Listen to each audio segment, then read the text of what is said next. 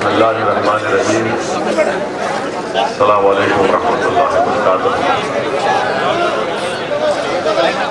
موجود صدر معتمدین مجلس اتحاد المسلمین، اراکین و محبان مجلس اتحاد المسلمین، اراکین اسمبلی، اراکین بلدیہ، موجود حاضرین اکرام، بزرگان ملت اور پس پردہ بیٹھ کر سننے والی میرے عزت دار ماں اور بہنوں،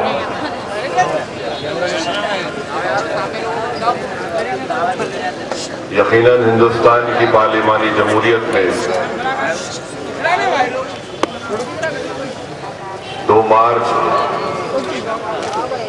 ایک تاریخی دن ہے. اس لیے کہ نہ صرف احیاء مجلس اتحاد المسلمین کی تاریخ کا دن ہے،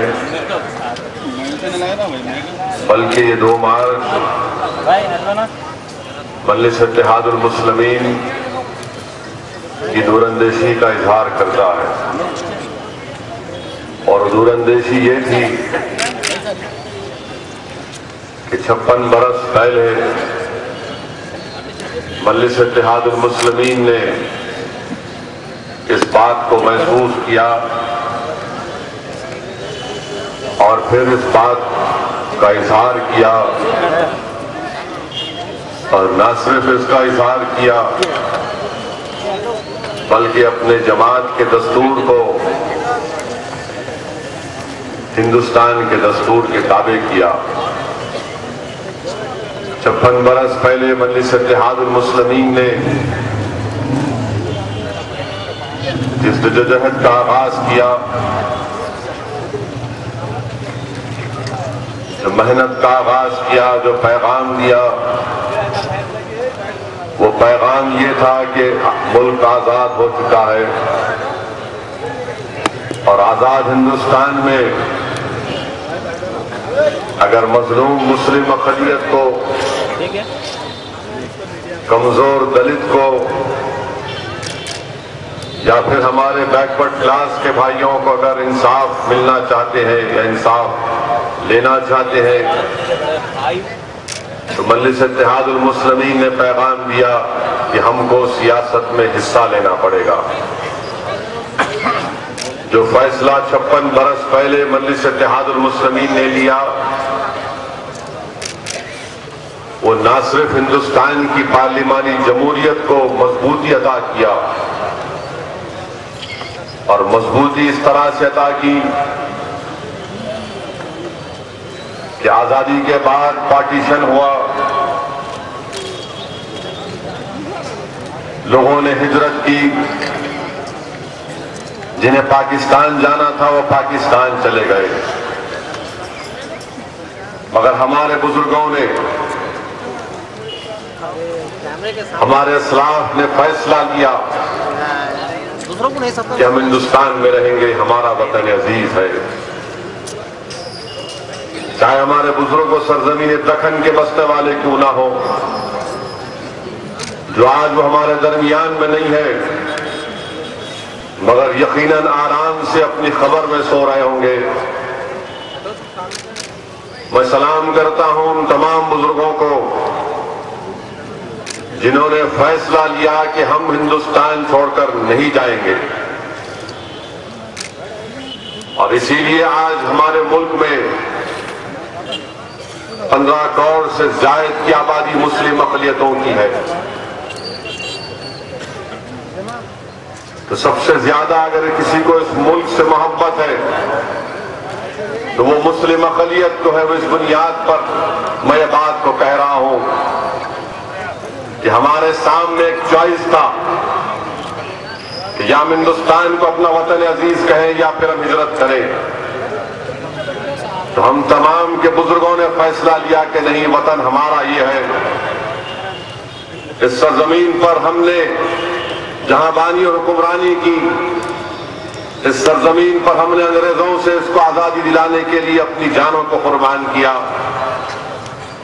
اس سرزمین کو ہم نے انگریزوں سے چھٹکارا دلانے کے لیے 1 لاکھ سے زائد علماء کرام نے اپنی جان کی قربانی دی، تو کبھی کالا پانی میں علامہ فضل حق خیر آبادی کو اپنی جان کا نذرانہ پیش کرنا پڑا۔ پولیس ایکشن ہوا، وہ پورا شوب دور پولیس ایکشن کا مجلس اتحاد المسلمین کو ختم کر کے رکھ دیا گیا۔ مجلس اتحاد المسلمین کے اس وقت کے تمام ذمہ دار یا تو ملک چھوڑ کر چلے گئے یا پھر پردہ نشین ہو گئے۔ ایسے پورا شوب دور میں مجلس اتحاد المسلمین کا احیاء ایک تاریخی ساز کارنامہ ہے۔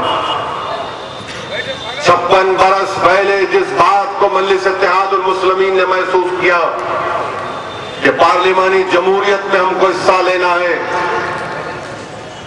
چاہے وہ الیکشن بلدیہ کے ہوں، ضلع پریشد کے ہوں، پنچایت کے ہوں یا اسمبلی کے ہوں یا پارلیمان کے ہوں، اس میں حصہ لیں گے۔ آج 56 برس کے بعد لوگ سمجھ رہے ہیں اس بات کو۔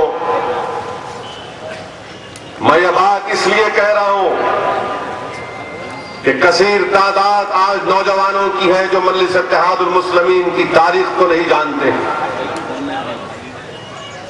جو نہیں جانتے ان تک میرا پیغام ہے کہ اگر ہم نے 56 برس کا سفر طے کیا، اگر آج اسد الدین اویسی دارالسلام کے اس متبرک اور تاز مقام سے کھڑے ہو کر اپنی زبان سے کچھ الفاظ ادا کر رہا ہے تو یاد رکھو یہ میری جماعت کا صدقہ ہے۔ مجھ میں نہ اتنی قابلیت تھی نہ ہے، مجھ میں نہ اتنی جرأت تھی نہ رہے گی۔ اگر زبان سے الفاظ بے باکی سے نکلتے ہیں تو اس لیے نکلتے ہیں کیونکہ میں جماعت ایک مجلسی ہوں اور میری جماعت کے بزرگوں کی قربانیاں ہم تمام کے سامنے نوجوانوں کہ 56 برس پہلے یاد رکھو اس جماعت کے پاس کچھ نہیں تھا۔ ایک کاغذ اور قلم پر لکھ کر مجلس اتحاد المسلمین کی احیا کی اجازت دی گئی تھی، مگر وہ کاغذ اور قلم کو لے کر ہمارے بزرگوں نے ایک چراغ کو روشن کیا اور ایسے وقت میں اس چراغ کو روشن کیا جب دنیا سمجھ رہی تھی ایک طوفان آیا پولیس ایکشن کے روپ میں جس نے گھروں کو اجاڑ دیا، جس نے ہزاروں کی تعداد میں ہم کو بے روزگار کر دیا، مگر جن بزرگوں نے شمع کو روشن کیا وہ جانتے تھے کہ ہمارا کام اس چراغ کو روشن کرنا ہے، ہم اپنی جانوں کو قربان کر دیں گے، ہمارے اس چراغ کو بجھنے نہیں دیں گے۔ 56 برس پہلے جو مجلس کے ذمہ داروں نے بزرگوں نے اس چراغ کو روشن کیا، الحمدللہ وہ چراغ آج بھی جل رہا ہے۔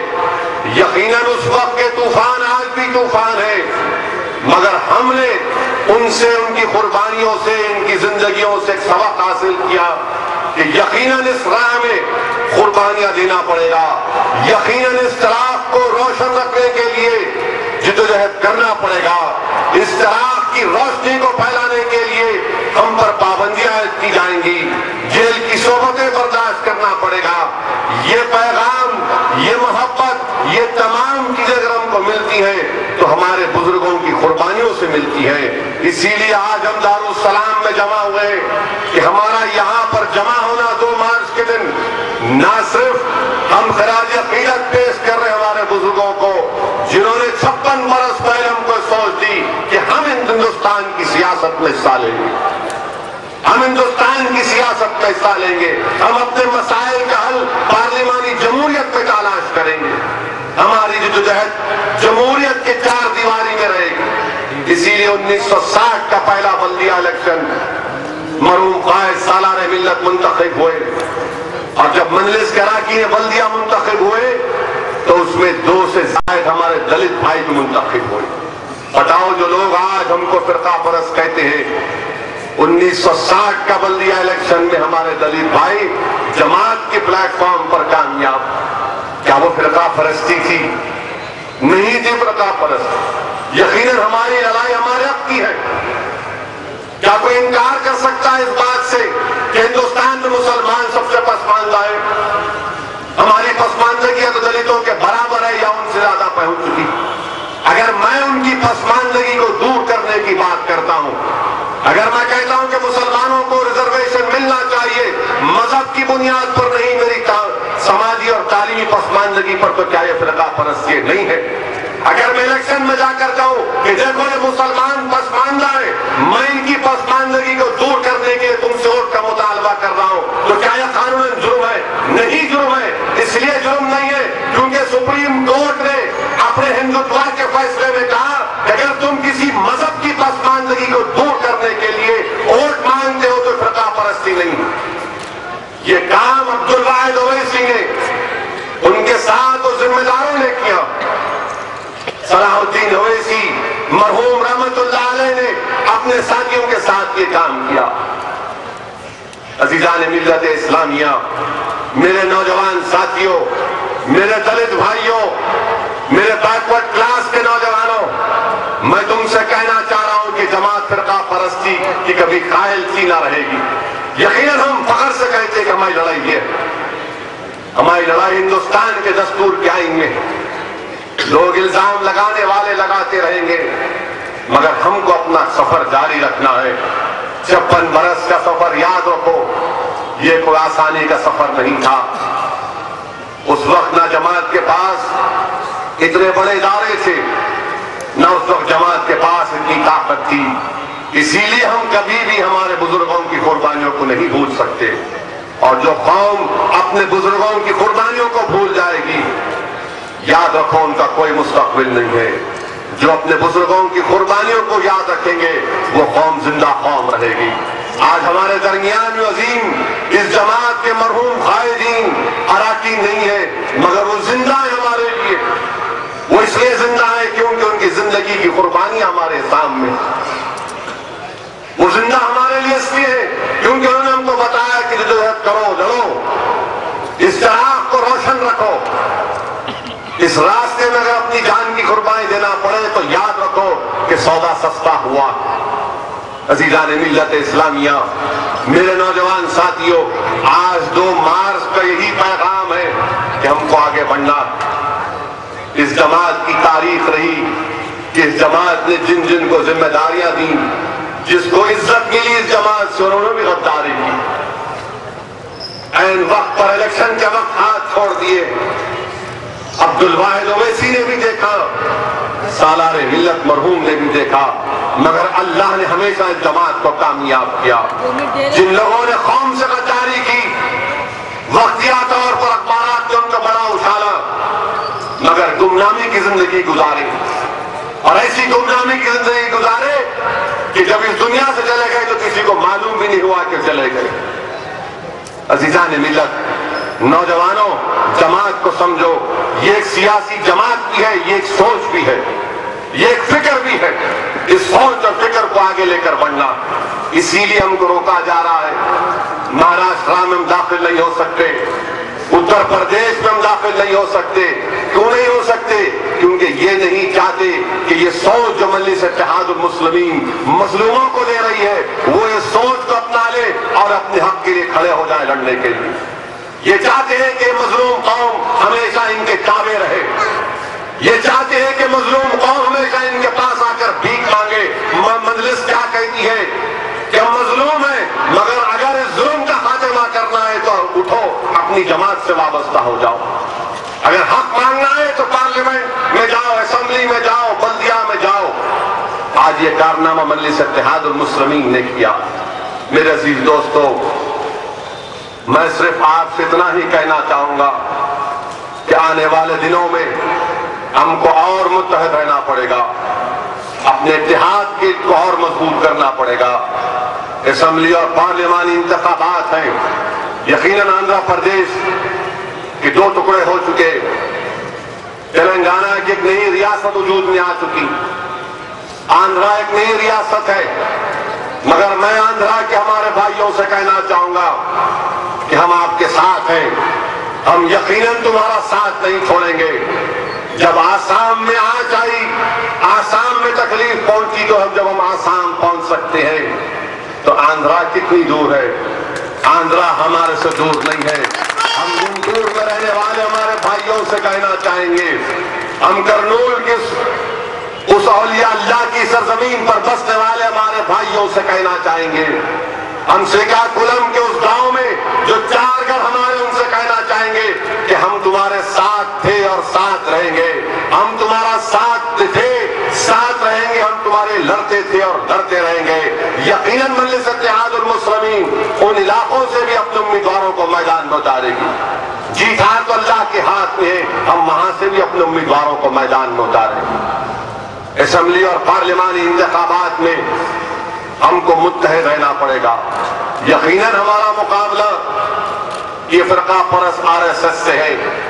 پچھلے پارلیمانی اسمبلی انتخابات میں ہماری صفوں میں انتشار پیدا کرنے کی کوشش کیے, بڑے بڑے لوگوں کو میدان میں اتارے, مگر نتیجہ یہ نکلا کہ وہ بھی گھر جا کر بیٹھے, اور نتیجہ کیا نکلا کہ BJP ختم ہو کر رہ گئی آندھرا پردیش.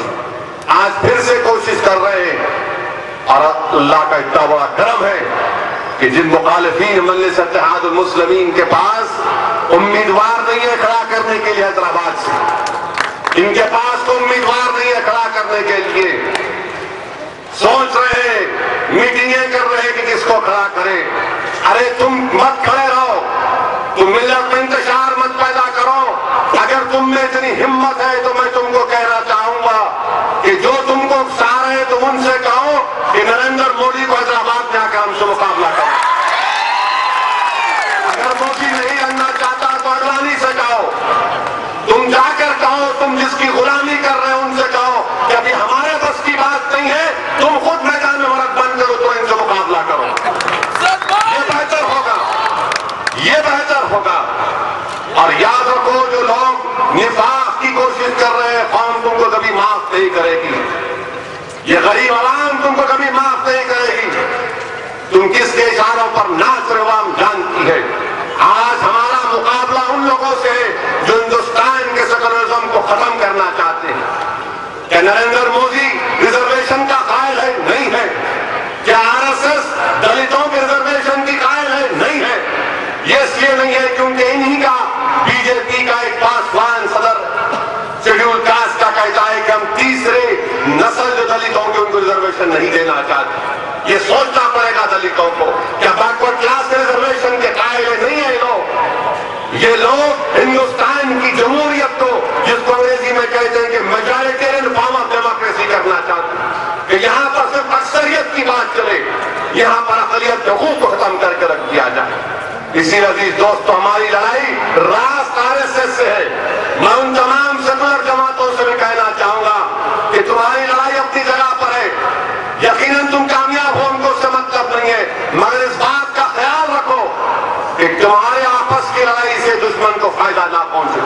میں نہیں جانتا کہ کانگریس کا TRS میں اتحاد ہوگا نہیں ہوگا, میں نہیں جانتا کہ YSR کیا کرے گی, مگر میں ان سے کہنا چاہوں گا کہ BJP کا ساتھ مت دو. نہ تو موقع فراہم کرو RSS کو کامیاب ہونے کا, نہ تو موقع فراہم کرو RSS کو کامیاب ہونے کا.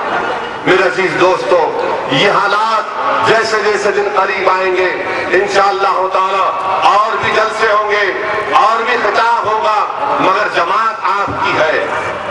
ہم رہیں گے نہیں رہیں گے کسی کو نہیں معلوم, کوئی گارنٹی نہیں ہے, کوئی زندگی کی گارنٹی نہیں دے سکتا, کوئی یہ نہیں کہہ سکتا کہ شام تک یا کل صبح کا سورج میں دیکھ پاؤں گا, مگر اس سوچ اور فکر کو زندہ رکھو.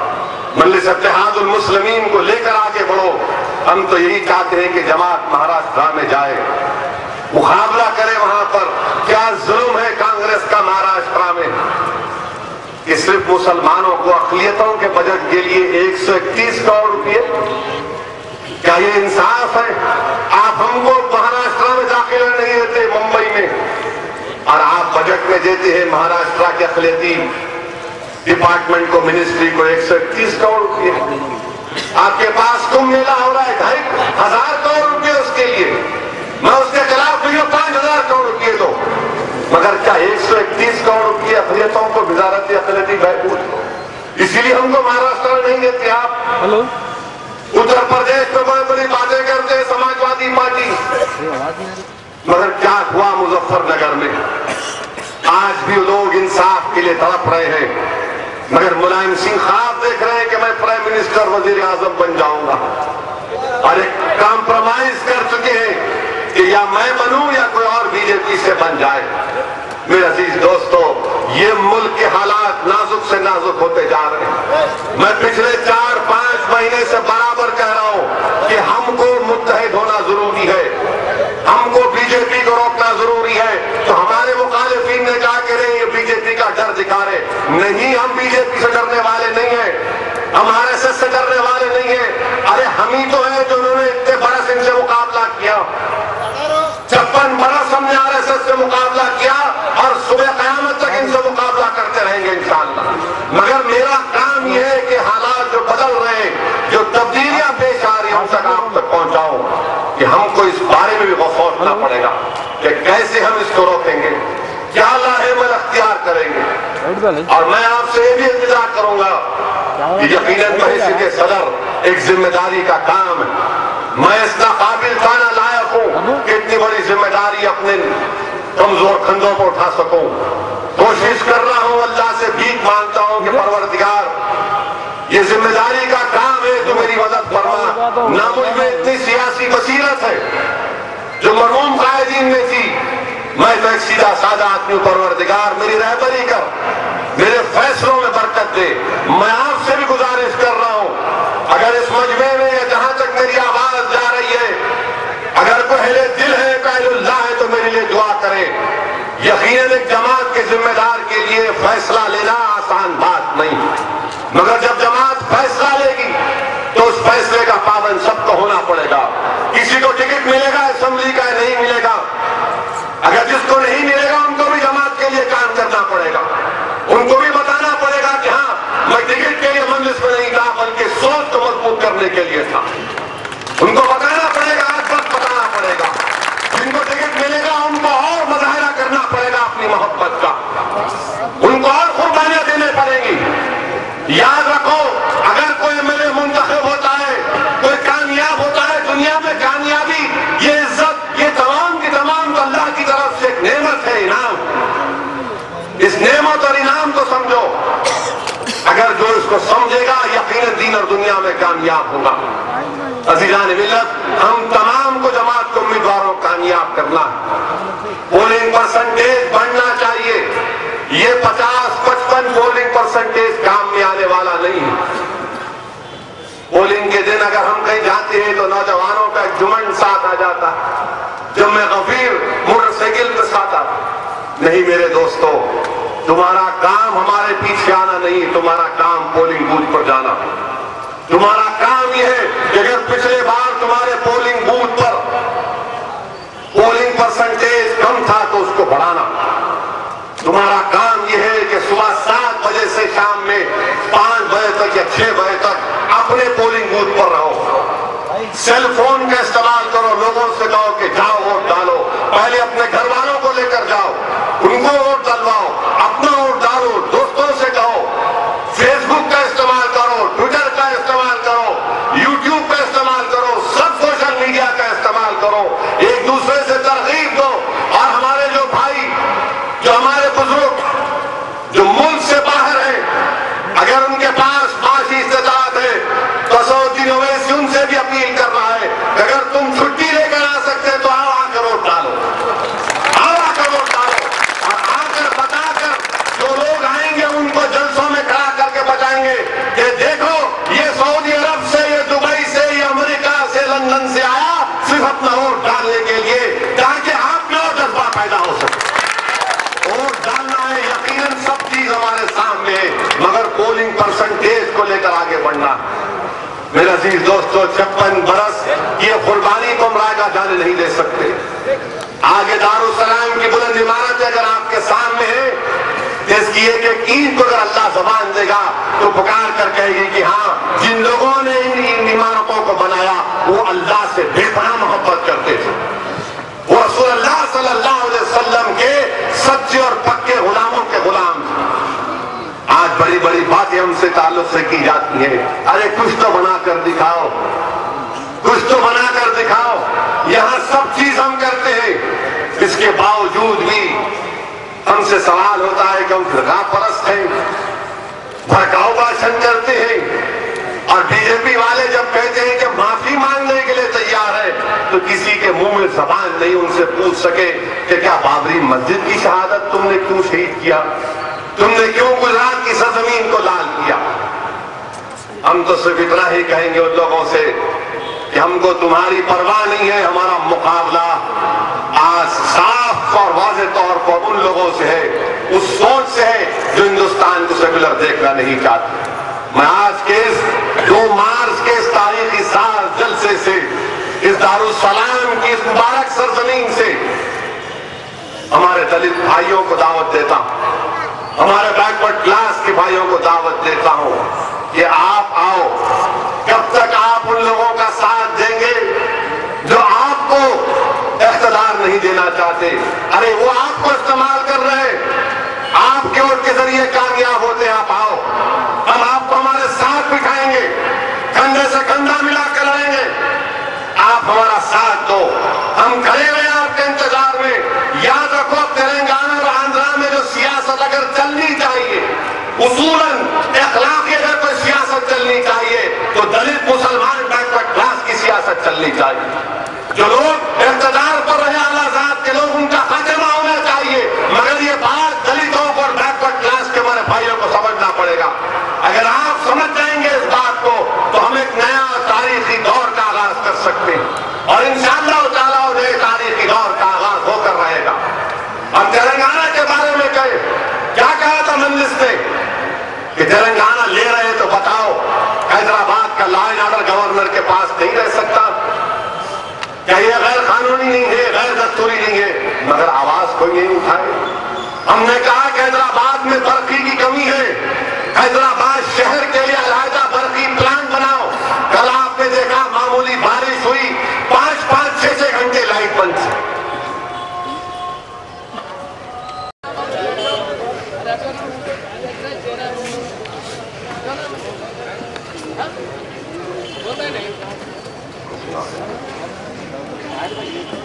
بسم اللہ الرحمن الرحیم۔ اسی لیے مجلس نے مطالبہ کیا تھا کہ شہر حیدرآباد کے لیے، جس کی حدود کو تم نے گریٹر حیدرآباد بنا دیا، معمولی 10 منٹ کی بارش 5.5-6 گھنٹے برقی نہیں۔ مجلس نے کہا کہ برقی علیحدہ ایک برقی پاور پلانٹ بناؤ، اس ترمیم کی آپ تائید نہیں کیے۔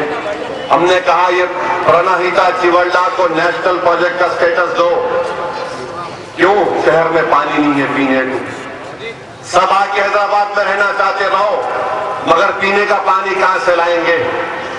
جو لوگ نظام دکن کو گالیاں دیتے تھے، ارے تم آج بھی اس کا پانی دے کے زندہ ہو، نظام ساگر، عثمان ساگر کا۔ ہم نے کیا کہا پرانہیتا چیولڈا کو قومی پروجیکٹ کا موقف دو، سٹیٹس دو نیشنل پروجیکٹ کا۔ حیدرآباد کو آج 20 TMC پانی کی ضرورت ہے، آپ تائید نہیں کرتے۔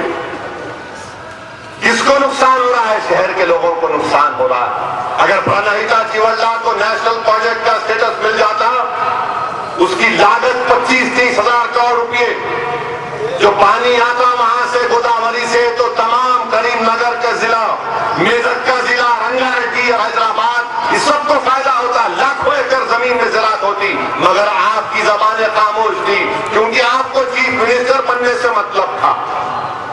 کون سا چیف منسٹر تلنگانہ کرے گا؟ ارے تو چیف منسٹر، تجھ میں کیا عزت رہے گی بتاؤ مجھے؟ تجھ میں کیا اخلاقی اختیار ہوگا کہ تو سارے 8 ضلعوں کا لا اینڈ آرڈر تیرے پاس اور 1.5 ضلع کا اختیار گورنر کے پاس؟ کون ہوتا ہے گورنر؟ یہ کیا گورنر عوام کا منتخب نمائندہ ہے؟ ارے گورنر تو اس کو بناتے ہیں جو کانگریس پارٹی یا دوسرے پارٹی کا ان کا غلام ہوتا ہے، گلوریفائڈ ڈرائیور ہوتا ہے ان کا، ان کو گورنر بناتے۔ کیا اگر مودی خدا نہ خواستہ وزیر اعظم بنے گا، کوئی اور یہاں پر گورنر بن جائے گا تو پھر کیا ہوگا؟ تم آؤ گے مقابلہ کرنے کے لیے؟ تم تو اپنے گھروں میں بیٹھے رہو گے۔ مقابلہ ہم کو کرنا پڑے گا، ظلم ہم کو سہنا پڑے گا، مگر کوئی آواز نہیں اٹھاتا اس تعلق سے۔ عزیز دوستو، یہ چیزیں تھیں جو مجلس نے پارلیمنٹ میں وہاں پر جو بحث ہوئی تلنگانہ کے اوپر پر ترمیم ہماری قبول نہیں کی گئی، مگر عوام کی عدالت میں اس بات کو رکھیں گے، یہ عوام جانے گی، یہ عوام کو بتانا پڑے گا۔ اور جو بھی حیدرآباد کے تعلق سے مجلس نے کہا کس نے کیا، یہ کوئی نہیں کہہ رہے کہ ہم نے کہا کہ حیدرآباد صرف ٹیکس ملتا ہے، 30-35 ہزار کروڑ کا ٹیکس وہ دوسری ریاست میں نہیں دے سکتے، یہ مجلس کی تجویز تھی۔ آپ بنا دیے اس کو، خاموش بیٹھے رہے، اب پتا چلے گا، اب صدر راج کا نفاذ ہو چکا، اس کے بعد اب بلڈنگیں دیں گے، زمینیں دیں گے گورنر صاحب، جب ان کو معلوم ہوگا، جب ان کی آنکھیں کھلیں گی۔ ارے ہائی کورٹ بناؤ تلنگانہ کا، تو بولے نہیں ہم نے سپریم کورٹ کو کہہ دیا۔ ارے سپریم کورٹ کا کام نہیں عدالت بنانا، ہائی کورٹ بنانا مرکزی حکومت کا کام ہے، مگر آپ کو اس کی فکر نہیں ہے۔ اب معلوم ہوگا تمام چیزیں۔ ہم نے کہا کہ یہ قرضہ جو ہے ریاست کا، وہ اس بنیاد پر بانٹا جائے کہ جس علاقے میں جو کام ہوا، ورلڈ بینک کا لون جس علاقے میں دیا گیا اس کو سامنے رکھ کر کیا جائے۔ آپ نے کہا کہ آبادی پر بانٹیں گے، بانٹو، اب معلوم ہوگا تمہارے پاس جیب میں کیا رہے گا۔ یہ تمام چیزیں تھی جس کو مجلس نے نشاندہی کی۔ مگر اور ایک بات یاد رکھو میری، میں بار بار آپ سے کہتا رہا تھا کہ اگر ریاست ٹوٹے گی تو اس تلنگانہ کی ریاست میں سب سے بڑا سیاسی فائدہ مستقبل میں کسی کو ہوگا تو RSS کو ہوگا۔ آج کیا ہو رہا ہے، تیلگو دیسم پارٹی کے روز کوئی نہ کوئی بھاگ رہے ہیں، کوئی نہ کوئی ادھر ادھر دوڑ رہے، اس کی پارٹی میں چلے گئے، وہاں چلے گئے۔ کس کو فائدہ ہو رہا ہے، کس کے لیے میدان صاف ہو رہا ہے؟ کہاں ہے وہ لوگ جو مجھ پر تنقید کر رہے تھے، ڈرا رہے ہیں؟ ارے میں ڈرا نہیں رہا ہوں، میں ڈرنے والوں سے نہیں ہوں۔ میں ڈر اور اسدالدین اویسی ڈر اور مسلمان ایک جگہ جمع نہیں ہو سکتے، مگر جب حقیقت کو بیان کرتے تو کہتے نہیں ڈرا رہے، کس کو ڈرائیں گے ہم؟ ارے جو لوگ یہ لکھتے ہیں بولتے ہیں آپ تو میدان میں نظر نہیں آتے، ایئر کنڈیشن کمروں میں بیٹھ کر موذی کی غلامی کرنے والوں، تم ہم کو سیاست مت سکھاؤ، ہم کو تم سیاست مت سکھاؤ، ہم جانتے ہیں۔ مرحوم شاعر نے کیا کہا تھا کہ ہوا میں سون کر بول دیتے کہ بارش ہونے والی۔ آپ کو بارش میں اب بھیگ جانے کے بعد، آپ کی عمارت گرنے کے بعد آپ کو معلوم ہوتا بارش ہوئی۔ یہ آپ میں ہم میں فرق ہے۔ اگر کسی کو تکلیف ہے مجلس سے تو موذی کو ہے، کسی کو نفرت ہے مجلس سے تو RSS سے ہے، اور پھر یہ منافقین کچھ نہیں کر سکتے۔ مگر نہیں مجلس ڈرا رہی، کہاں ڈرا رہی مجلس؟ مجلس کا ڈرا کس کو ڈرا رہی؟ ارے ہمارے سے ڈر رہے، مہاراشٹر نہیں آنا، اتر پردیش نہیں آنا، وہاں نہیں جانا، ادھر نہیں جانا۔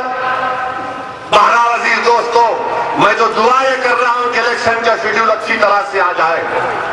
جاؤں گا، مہاراشٹر بھی جائیں گے، اتر پردیش بھی جائیں گے، آزمائیں گے ہماری قسمت کو، دیکھیں گے کہ اتر پردیش کا ہمارا بھائی ساتھ دیتا ہے نہیں دیتا۔ کم سے کم جا کر اس کی زبان میں تو پکار کر آئیں گے، تاکہ اقتدار کی کرسیوں پر بیٹھنے والوں کو شرم آئے، تاکہ ان کو لڑ سکے۔ مہاراشٹر کو بھی جائیں گے، ہر جگہ جائیں گے، ہندوستان ہمارا ہے۔ یہ 56 سال کی محنت اور قربانی سرزمین دکن کے لیے نہیں تھی بلکہ پورے ہندوستان کے لیے تھی۔ اگر عبدالواحد اویسی نے اس چراغ کو روشن کیا تو صرف آندھرا کے لیے نہیں بلکہ پورے ہندوستان کے لیے کیا۔ یہ مجلس اتحاد المسلمین کی سوچ اور فکر کا پیغام ہے۔ بہرحال عزیز دوستو، اور بھی بہت سی باتیں ہوں گی۔ آج شام میں جلسہ راکٹا میں، وہاں پر ضرور تشریف لائیے، وہاں پر تفصیلی گفتگو ہوگی۔ وآخر دعوانا الحمدللہ رب العالمین۔